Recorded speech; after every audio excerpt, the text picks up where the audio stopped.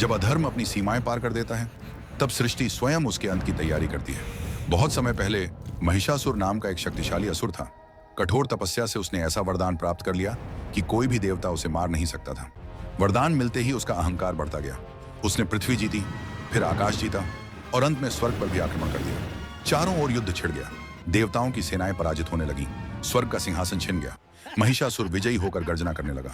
उसकी शक्ति के सामने देवता भी असहाय हो गए। पराजित देवता भगवान विष्णु, भगवान शिव और ब्रह्मा के पास पहुंचे। संपूर्ण ब्रह्मांड में निराशा छा गई। तभी एक विचार जन्मा, यदि कोई देवता महिषासुर को नहीं मार सकता तो उसका अंत एक देवी करेंगी। अचानक सभी देवताओं के शरीर से दिव्य प्रकाश निकलने लगा। वह प्रकाश एकत्र होकर एक विशाल ऊर्जा में बदल गया। पूरा ब्रह्मांड कांप उठा और उसी दिव्य ऊर्जा से प्रकट हुई मां दुर्गा। अद्भुत तेज से युक्त 8 भुजाएं, दिव्य अस्त्रों से सुसज्जित। भगवान शिव ने उन्हें त्रिशूल दिया, भगवान विष्णु ने सुदर्शन चक्र दिया, इंद्र ने अपना वज्र अर्पित किया। सिंह पर सवार होकर मां दुर्गा महिषासुर के महल की ओर बढ़ चली। उन्हें देखकर असुरों ने उपहास किया, लेकिन मां दुर्गा शांत रही और फिर आरंभ हुआ वह युद्ध जिसे युगों तक याद किया गया। राक्षसों की विशाल सेना युद्ध भूमि में उतर आई।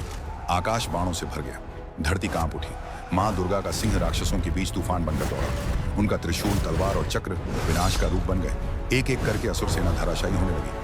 अपनी हार देखकर महिषासुर क्रोधित हो उठा। उसने अपना विशाल भैंसे का रूप धारण कर लिया। उसकी गर्जना से पर्वत हिलने लगे, धरती फटने लगी। वह पूरी शक्ति से मां दुर्गा पर टूट पड़ा। लेकिन उसी क्षण मां दुर्गा आकाश में उछली। वज्र जैसी गति से उन्होंने महिषासुर को धरती पर दबोच लिया और अपने दिव्य त्रिशूल से उसका अंत कर दिया।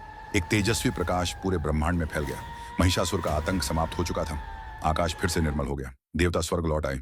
तीनों लोकों में आनंद छा गया और तभी से मां दुर्गा को शक्ति, साहस और धर्म की विजय का प्रतीक माना जाता है, क्योंकि जब जब अधर्म बढ़ता है तब तब शक्ति उसका अंत करने अवश्य आती है।